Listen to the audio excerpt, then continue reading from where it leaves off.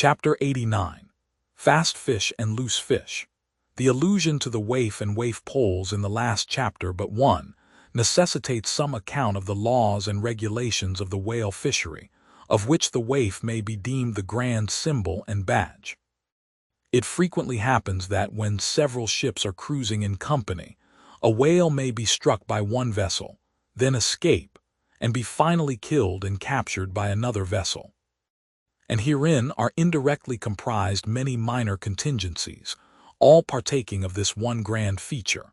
For example, after a weary and perilous chase and capture of a whale, the body may get loose from the ship by reason of a violent storm, and drifting far away to leeward, be retaken by a second whaler, who, in a calm, snugly tows it alongside without risk of life or line. Thus the most vexatious and violent disputes would often arise between the fishermen, were there not some written or unwritten, universal, undisputed law applicable to all cases. Perhaps the only formal whaling code authorized by legislative enactment was that of Holland. It was decreed by the States General in A.D. 1695. But though no other nation has ever had any written whaling law, yet the American fishermen have been their own legislators and lawyers in this matter. They have provided a system which for terse comprehensiveness surpasses Justinian's Pandex and the bylaws of the Chinese society for the suppression of meddling with other people's business. Yes, these laws might be engraven on a Queen Anne's farthing or the barb of a harpoon and worn round the neck, so small are they. Aye, a fast fish belongs to the party fast to it. Aye, aye. A loose fish is fair game for anybody who can soonest catch it. But what plays the mischief with this masterly code is the admirable brevity of it, which necessitates a vast volume of commentaries to expound it. First, what is a fast fish? Alive or dead, a fish is technically fast when it is connected with an occupied ship or boat, by any medium at all controllable by the occupant or occupants. A mast, an oar, a 9-inch cable, a telegraph wire, or a strand of cobweb, it is all the same. Likewise, a fish is technically fast when it bears a waif, or any other recognized symbol of possession, so long as the party waifing it plainly evince their ability at any time to take it alongside, as well as their intention so to do. These are scientific commentaries. But the commentaries of the whalemen themselves sometimes consist in hard words and harder knocks, the coke upon Littleton of the fist. True, among the more upright and honorable whalemen allowances are always made for peculiar cases, where it would be an outrageous moral injustice for one party to claim possession of a whale previously chased or killed by another party. But others are by no means so scrupulous.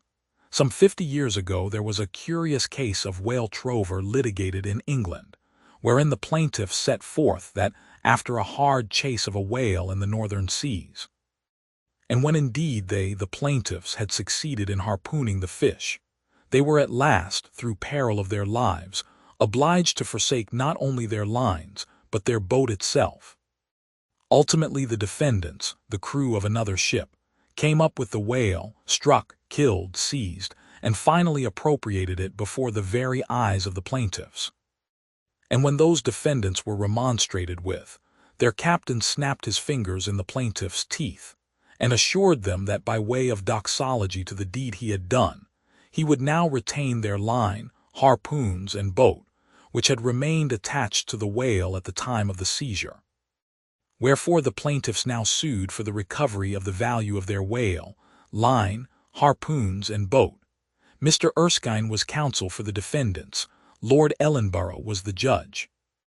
In the course of the defense, the witty Erskine went on to illustrate his position by alluding to a recent Con.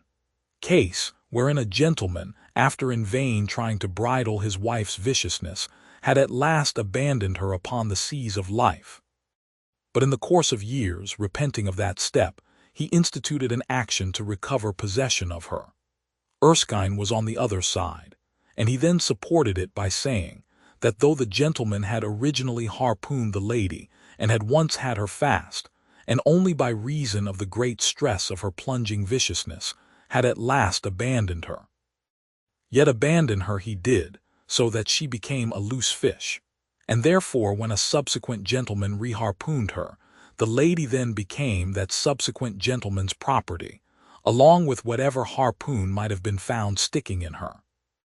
Now in the present case, Erskine contended that the examples of the whale and the lady were reciprocally illustrative of each other. These pleadings, and the counter-pleadings being duly heard, the very learned judge in set terms decided, to wit, that as for the boat, he awarded it to the plaintiffs, because they had merely abandoned it to save their lives. But that with regard to the controverted whale, harpoons, and line, they belonged to the defendants, the whale because it was a loose fish at the time of the final capture, and the harpoons and line because when the fish made off with them, the fish, acquired a property in those articles. And hence anybody who afterwards took the fish had a right to them.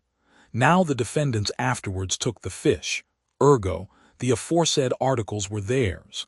A common man looking at this decision of the very learned judge might possibly object to it, but plowed up to the primary rock of the matter, the two great principles laid down in the twin whaling laws previously quoted, and applied and elucidated by Lord Ellenborough in the above cited case. These two laws touching fast fish and loose fish, I say, will, on reflection, be found the fundamentals of all human jurisprudence. For notwithstanding its complicated tracery of sculpture, the temple of the law, like the temple of the Philistines, has but two props to stand on. Is it not a saying in everyone's mouth, possession is half of the law, that is, regardless of how the thing came into possession, but often possession is the whole of the law. What are the sinews and souls of Russian serfs and Republican slaves but fast fish, whereof possession is the whole of the law? What to the rapacious landlord is the widow's last mite but a fast fish? What is yonder undetected villain's marble mansion with a doorplate for a waif? What is that but a fast fish? What is the ruinous discount which Mordecai the broker gets from poor Woebegone, the bankrupt, on a loan to keep Woebegone's family from starvation? What is that ruinous discount but a fast fish? What is the Archbishop of Savesoul's income of £100,000 seized from the scant bread and cheese of hundreds of thousands of broken-backed laborers, all sure of heaven without any of Savesoul's help? What is that globular £100,000 but a fast fish? What are the Duke of Dunder's hereditary towns and hamlets but fast fish? What to that redoubted harpooner John Bull is poor Ireland but a fast fish? What to that apostolic lancer brother Jonathan is Texas but a fast fish? And concerning all these, is not possession the whole of the law? But if the doctrine of fast fish be pretty generally applicable, the kindred doctrine of loose fish is still more widely so. That is internationally and universally applicable. What was America in 1492 but a loose fish, in which Columbus struck the Spanish standard by way of waifing it for his royal master and mistress? What was Poland to the Tsar? What Greece to the Turk? What India to England? What at last will Mexico be to the United States? All loose fish. What are the rights of man and the liberties of the world but loose fish? What all men's minds and opinions but loose fish?